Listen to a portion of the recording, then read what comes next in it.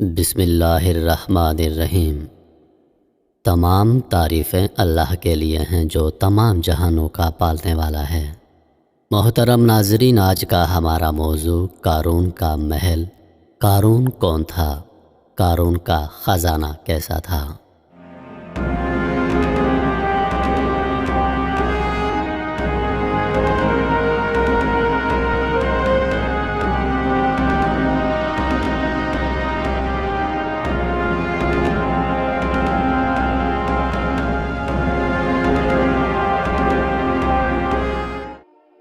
ناظرین، ویڈیو کی جانب بڑھنے سے پہلے قارون کا مختصر تعارف کرواتے ہیں کہ قارون دنیا کا امیر ترین شخص تھا جو حضرت موسیٰ علیہ السلام کے زمانے میں تھا۔ بہت سی روایات میں بیان کیا گیا ہے کہ یہ موسیٰ علیہ السلام کا چچا زاد بھائی تھا۔ اس کی آواز بہت خوبصورت تھی۔ یہ تورات کا قاری تھا، یعنی تورات بہت خوش الحانی کے ساتھ پڑھا کرتا تھا۔ اللہ پاک نے اس کو اتنی دولت عطا کی کہ اس کے خزانے کی چابیاں اونٹوں پر لدا کرتی تھیں۔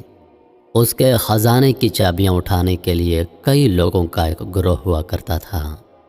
آخر اس نے ایسا کیا کہ اللہ پاک نے اس کو سزا دی اور اس کو زمین میں دھنسا دیا گیا۔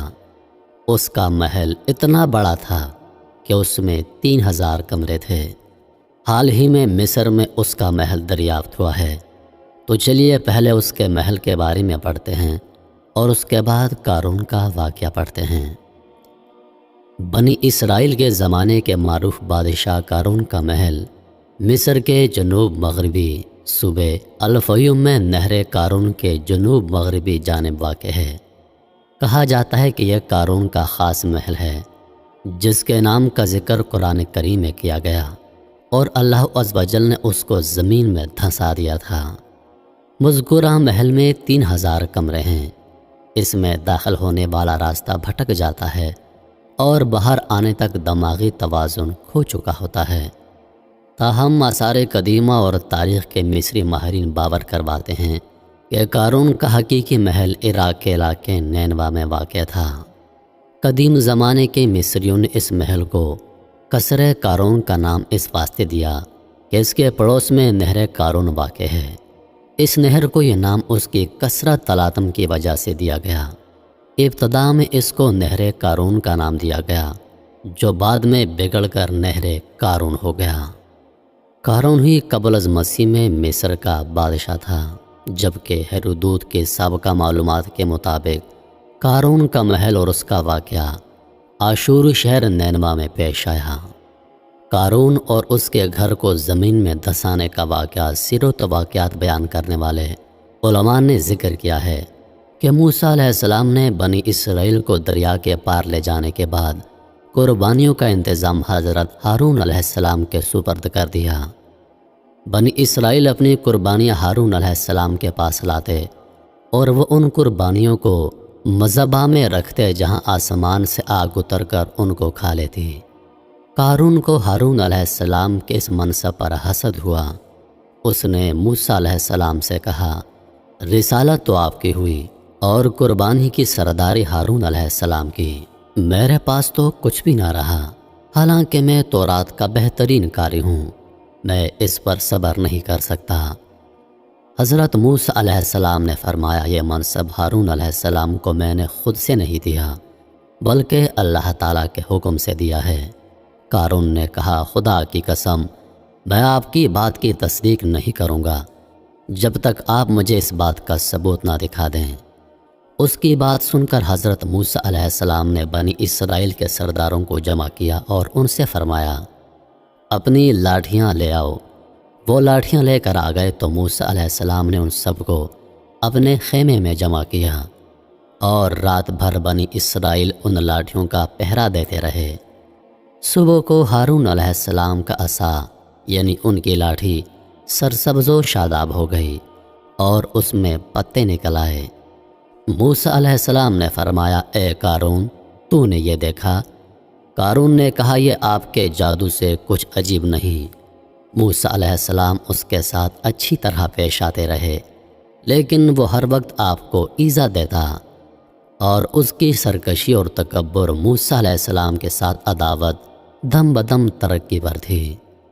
ایک مرتبہ اس قارون نے ایک مکان بنایا جس کا دروازہ سونے کا تھا اور اس کی دیواروں پر سونے کے تختے نصب کیے۔ بنی اسرائیل صبح و شام اس کے پاس آتے، کھاتے پیتے، باتیں بناتے اور اسے ہنسایا کرتے۔ جب زکوٰۃ کا حکم نازل ہوا تو قارون موسیٰ علیہ السلام کے پاس آیا تو اس نے آپ سے طے کیا کہ درہم و دینار اور مویشی وغیرہ میں سے 1000واں حصہ زکوٰۃ دے گا۔ لیکن گھر جا کر جب اس نے حساب کتاب کیا تو اس کی نیت بدل گئی۔ یہ دیکھ کر اس کے نفس نے اتنی بھی ہمت نہ کی اور اس نے بنی اسرائیل کی ایک جماعت کو جمع کر کے کہا، تم نے موسیٰ علیہ السلام کی ہر بات میں اطاعت کی، اب وہ تمہارے مال لینا چاہتے ہیں تو تم اس بارے میں کیا کہتے ہو؟ انہوں نے کہا، آپ ہمارے بڑے ہیں، جو آپ چاہیں حکم دیجئے۔ قارون نے کہا، فلانی بدچلن عورت کے پاس جاؤ اور اس سے ایک معاوضہ مقرر کرو کہ وہ موسیٰ علیہ السلام پر تہمت لگائے۔ ایسا ہوا تو بنی اسرائیل موسیٰ علیہ السلام کو چھوڑ دیں گے۔ چنانچہ قارون نے اس عورت کو 1000 دینار، 1000 درہم اور بہت سے وعدے کر کے یہ تہمت لگانے پر تیار کر لیا، اور دوسرے دن بنی اسرائیل کو جمع کر کے موسیٰ علیہ السلام کے پاس آیا اور کہنے لگا، بنی اسرائیل آپ کا انتظار کر رہے ہیں کہ آپ انہیں وعظ و نصیحت فرمائیے۔ حضرت موسیٰ علیہ السلام تشریف لائے اور بنی اسرائیل میں کھڑے ہو کر آپ نے فرمایا، اے بنی اسرائیل، جو چوری کرے گا اس کے ہاتھ کاٹے جائیں گے، جو بہتان لگائے گا اسے 80 کوڑے لگائے جائیں گے، اور جو زنا کرے گا اور اس کی بیوی نہیں ہے تو اسے 100 کوڑے مارے جائیں گے، اور اگر بیوی ہے تو اس کو سنگسار کیا جائے گا یہاں تک کہ وہ مر جائے۔ یہ سن کر قارون کہنے لگا، یہ حکم سب کے لیے ہے نا، خواہ آپ ہی ہوں؟ موسیٰ علیہ السلام نے فرمایا، سب کے لیے ہے، خواہ میں ہی کیوں نہ ہوں۔ قارون نے کہا، بنی اسرائیل کا خیال ہے کہ آپ نے فلاں بدکار عورت کے ساتھ بدکاری کی ہے۔ موسیٰ علیہ السلام نے فرمایا، اسے بلاؤ۔ وہ آئی تو حضرت موسیٰ علیہ السلام نے فرمایا، اس کی قسم جس نے بنی اسرائیل کے لیے دریا پھاڑا اور اس میں راستے بنائے اور تورات نازل کی، تو وہ بات کر جو بات سچ ہے۔ اللہ پاک نے اس عورت کی زبان پھیر دی، اس نے تہمت لگانے کے بجائے سب کچھ سچ بیان کر دیا۔ اس نے مجمع میں کھڑے ہو کر کہا کہ مجھے قارون نے اتنی دولت دی ہے اور مجھے موسیٰ علیہ السلام پر جھوٹا بہتان لگانے کا کہا۔ یہ سن کر موسیٰ علیہ السلام اپنے رب کے حضور روتے ہوئے سجدے میں چلے گئے اور عرض کرنے لگے، یا رب، اگر میں تیرا رسول ہوں تو میری وجہ سے قارون پر غضب نازل فرما۔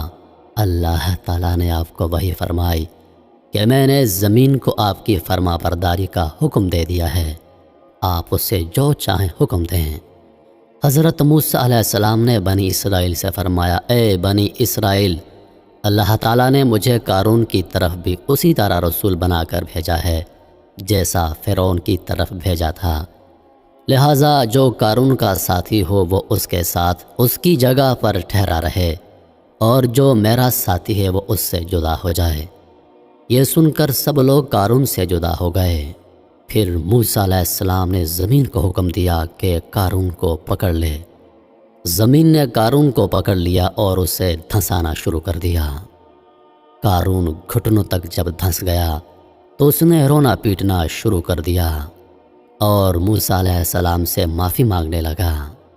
آپ نے زمین کو فرمایا، اور پکڑ لے۔ زمین نے اس کو اور پکڑ لیا اور وہ کمر تک دھنس گیا۔ ایک مرتبہ پھر وہ چیخا چلایا، موسیٰ علیہ السلام کو واسطہ دیا، اپنی رشتہ داری کا واسطہ دیا کہ مجھے بخش دے، میں توبہ کرتا ہوں۔ موسیٰ علیہ السلام نے زمین سے فرمایا، اور پکڑ لے۔ زمین نے اس کو سینے تک جکڑ لیا۔ موسیٰ علیہ السلام نے ایک مرتبہ پھر فرمایا، اور پکڑ لے، یہاں تک کہ زمین نے اس کو پوری طرح اپنے اندر دھنسا دیا اور زمین برابر ہو گئی۔ حضرت قتادہ رضی اللہ عنہ فرماتے ہیں کہ قارون قیامت تک زمین میں دھنستا چلا جائے گا۔ بنی اسرائیل نے قارون اور اس کے ساتھیوں کا حشر دیکھ کر کہا، موسیٰ علیہ السلام نے قارون کے مکان، اس کے خزانے اور اموال حاصل کرنے کی وجہ سے اس کے لیے دعا کی ہے۔ یہ سن کر آپ علیہ السلام نے دعا کی تو اس کا مکان، اس کے خزانے اور اموال سب زمین میں دھنس گئے اور غائب ہو گئے۔ تو میرے محترم عزیز دوستو، جو محل دریافت ہوا ہے، ماہرین کا کہنا ہے کہ یہ قارون کا محل ہے۔ یہ بہت بڑا اور اپنی نوعیت کا ایک پراسرار قسم کا محل ہے، جس میں 3000 کمرے ہیں، 1500 کمرے زیر زمین اور 1500 زمین کے اوپر ہیں۔ اس میں بھول بھلیاں کی طرح راستے بنائے گئے ہیں۔ اگر کوئی شخص اس میں داخل ہو جائے تو وہ اس میں کھوسا جاتا ہے۔ باقی کیا سچائی ہے یہ اللہ پاک ہی بہتر جانتا ہے۔ انہی لفظوں کے ساتھ میں اجازت چاہوں گا، اس امید کے ساتھ کہ سانسوں نے وفا کی تو اگلی بار ایک اور ویڈیو لے کر آپ کی خدمت میں حاضر ہوں گا۔ تب تک کے لیے خدا حافظ۔